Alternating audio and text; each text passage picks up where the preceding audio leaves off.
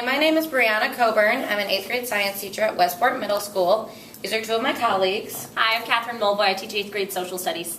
And hi, I'm Rachel Parkin. I teach 8th grade language arts. And we just wanted to tell you a little bit about a project-based learning opportunity we did recently about the movie Black Panther.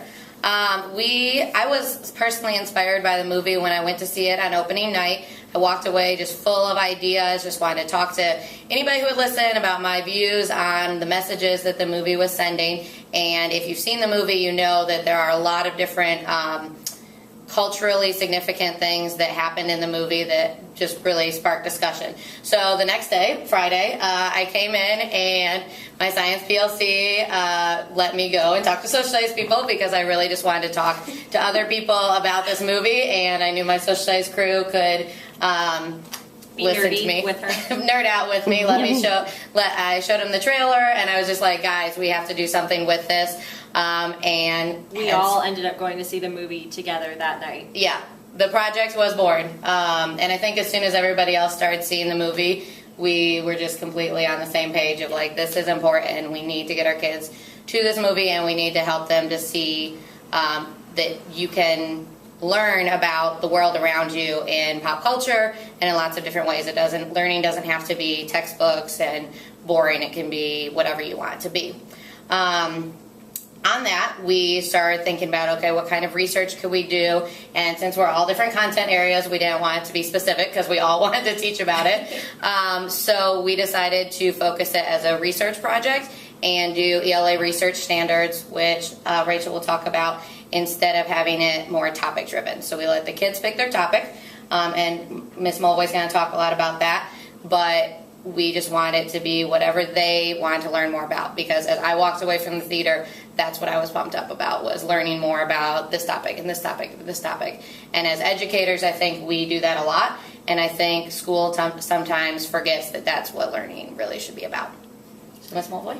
Yeah, we after we watched the movie, we stayed for a little bit to talk about all the different things that made us really want to do this, and we ended up coming up with 15 topics that we were going to give the kids on a choice board so they could look at all these different things. And we came up with everything from the different languages that are used in Black Panther to women's roles and how women's are portrayed. We had a create your own option. There was one on how power transitions in different countries, foreign aid, designing your own superhero, conflict minerals, music. We basically just pulled from everything that we found really interesting.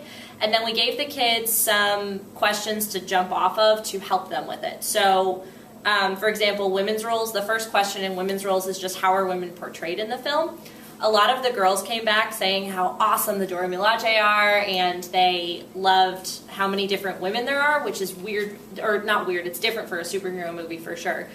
But the girls took that one question, and then they went off on 15 different ways individually that they decided to research. So we tried to keep the questions, we started them out really open-ended, and then we got them a little bit more narrow to help the kids that didn't know how to research on their own and didn't know how to come up with that question necessarily. And then we left it more open-ended so that the kids that were already there on their research questions were able to take it and go wherever they wanted. So we ended up with a lot of really cool things with the topics, because no one went the same way on any of these choice board activities, which was really fun for us to watch. And then create your own, we ended up with some really amazingly, like one of the students decided to trace Black Panther, the comic, to the Black Panther political party. And she traced that all the way through the current movie and looked at the costumes with it, and how, like the BET cartoon that was made a couple of years ago, she traced all of it all the way through. So we tried to give them as many options as humanly possible, and we also tried to give them a starting off point but not limit them on where they wanted to go. So anyone that needed our help was able to ask for it. Everyone else was able to pick a research question that they wanted and just run with it, which was really fun for us to watch. We had to figure out how to get them to come up with a specific research question, and we tried to do that by we looked at ELA research standards to be able to do that. So for what we had been doing prior to this project in language arts and social studies is we had been, as a whole school, we had been looking at African American history, Native American history, and all the Common Core information. We've been focusing on informational texts, nonfiction texts. We want students to be able to look at multiple informational texts, evaluate information, pull sources, and synthesize information. And be able to write about it and share that information. And in class, we've been doing that with Native American history and African American history in a more structured, guided way to focus on the content. And with this Black Panther project, we saw that as a huge opportunity for students to do the same research tasks in a much more authentic way. If we are creating and inspiring lifelong learning, we want students to see something, become curious about it, and try finding information on their own and evaluating sources and sharing sources, actually in many cases, which was really fun to see, because we had a lot of students in the same classrooms looking at similar topics. There was an organic conversation of, oh, let me send you that link, or where did you find that when you were looking at this article? And there was a lot of conversation that came up naturally. At the same time, a lot of our students have not necessarily done a formal research project before, so we did want to structure that and guide that for students. So just as students had an open choice board where they got to pick their own project, we designed a note structure so that students could specify which question they were researching, write down the information, and we wanted to support students in being able to record where they found that information in case they wanted to trace it back and check later. So logistically, this was kind of crazy because it was the week before spring break. This was not a long project. This was a 1 week. We wanted a sense of urgency. Yeah. We have 400 8th graders. All 400 8th graders created some type of project. With our 4 teams, we staggered. So we had 2 teams go on Monday to see the film. Then the second day was their research day. Third day, create your product. And then the fourth day, they had their expo of their project. And then the other 2 teams were just a day behind so that we could make sure we had enough technology, all hands on deck. We also created, like Ms. Mulvoy and Ms. Parkin have showed, basically a checklist because research is hard, and this was a lot, and everyone was kind of in a different place. So this kind of helped kids stay organized, starting with your selection topic, which Ms. Mulvoy has. Then they picked what type of product they were going to make, and they could choose from a performance art, a writing piece, technology, or a more traditional poster. Then they had to come up with their own questions, which was a struggle for a lot of kids, to take the questions about women's roles. Okay, well, what do you want to know? A lot of them felt like their questions weren't enough, but really when we go out and research something we're just genuinely interested in, I'm not coming up with some type of fancy question. I'm just like, hey, Google, like, what's going on with this? Tell me more about this. And that's really what we want to encourage them to do. Then we had them find their evidence and cite their sources, like Ms. Parkin showed. And that was where a lot of conversations happened organically with teachers about fake news. Came up a lot. What's a good source? What's not? If I can't find an author, what does that tell me about this website? Okay, that happened a lot, and that was really good, as opposed to a more traditional learning style where teachers just have to say, hey, don't use Wikipedia because it's bad. Okay, well, why is it bad? Instead, we had the conversation that it's okay to look at Wikipedia as a jumping off point, but that's not your actual source. You have to go from there. We had teacher feedback conferences just to check in. We had them do a peer feedback conference to work on kind of teamwork and how to give positive feedback to each other. And then at the end, they had self-reflection questions and their rubric, and then we documented all their products so that they could take them home, and then we have a digital copy of everything. We did also have the teachers had to initial everything on the checklist, so it wasn't completely self-guided for the kids. We had a lot of stops, and they would have to explain where they were struggling, if they were having a problem coming up with their research questions, and then we would talk them through the problem and try and help them fix it, and then we would sign off on it, and they would get to go on to the next piece. But that created a lot of accountability, which was really good because a 4-day-long project can be really intense, and a lot of kids, when they first saw this, got nervous, and when it was broken down step by step, it really helped them a lot. We also gave teachers and students goals for what should be done for each block because we are in a block schedule. So the first day of research block, your goal was to get through the first 2 of these, and we had a PowerPoint that everyone used that went along with that. Then the second day, get through your research, your deep research, et cetera, and that kind of helped people stay on task. And also really work on the research skills, because one thing I noticed is a lot of kids who wanted to make a PowerPoint wanted to just literally take the information from the internet and then put it straight on their PowerPoint, which is not surprising, but making them write their research down in their own words first and not letting them work on their PowerPoints or posters at all for the whole first day, I think really slowed them down and let them think about, what does this mean? Why does it matter? It was definitely challenging for a lot of students. This student, Carly, is one of my high achieving students, and on her reflection, sorry, it's in the back, one of the questions says, what did you learn about yourself based on this experience? She learned that if she believes that in herself, she can do it, and then she really can. And then what was also interesting, what did you learn along the way describing new skills? She learned that being frustrated while working is okay, and that she can push through even if she is challenged, which for someone like Carly, who usually finds things very simple at school, I thought was really powerful.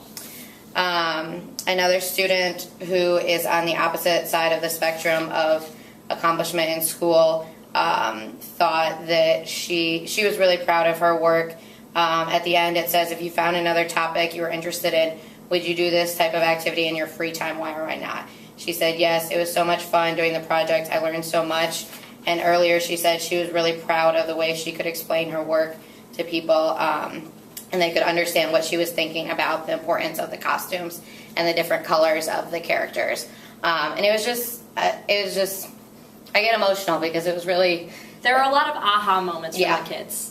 Like, regardless of what they chose to do and which topic they were doing, there were so many kids all throughout the week who were like, oh, I get it now, or talking through how to make your PowerPoint better. The room that I had, everyone was making PowerPoints or prezzies, and we put some of them up on the board and we talked through, like, how are you supposed to present things before we go down to the expo? Why can you not leave your font at size 13 if you're doing a presentation? And it was really fun to talk to them about things that we don't usually have time to talk to them about in a regular class.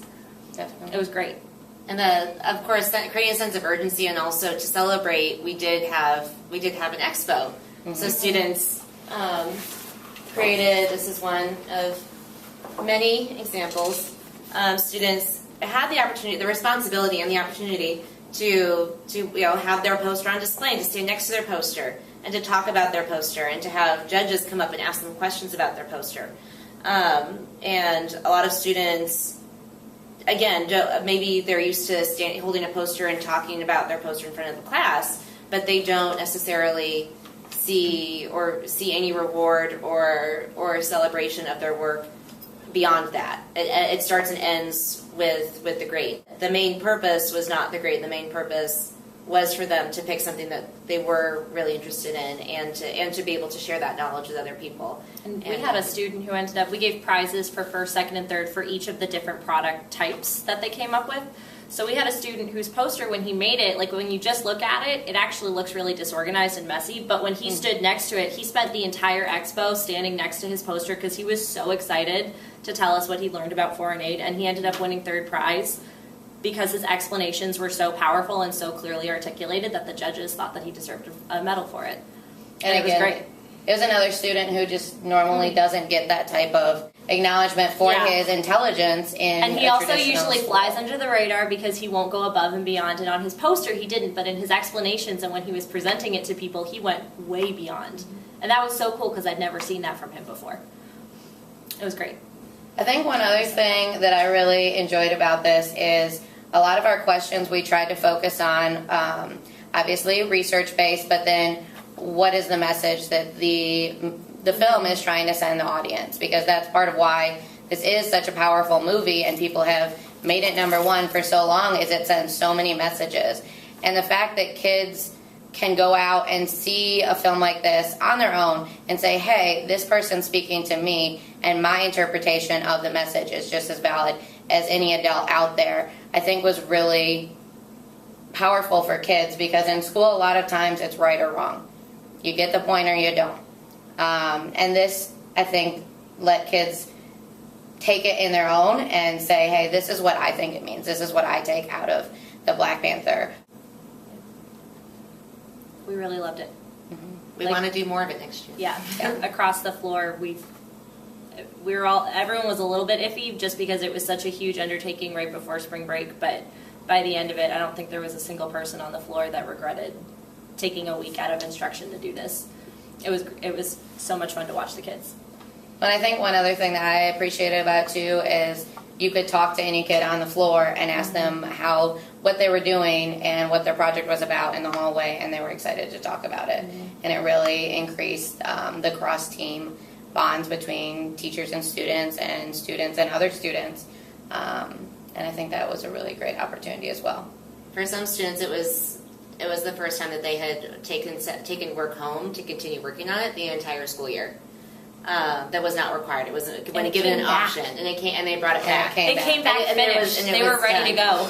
Carrying trifolds onto the bus. That is not something you usually see the week before spring break with the population that a lot of us have. And so I think it's really important to know that this can happen at any school in the district and any school in the country if the right supports are put in place and if you take the time to work as a team ahead of time and think about what do our kids need to be successful and what are they interested in. And then learning can happen from there.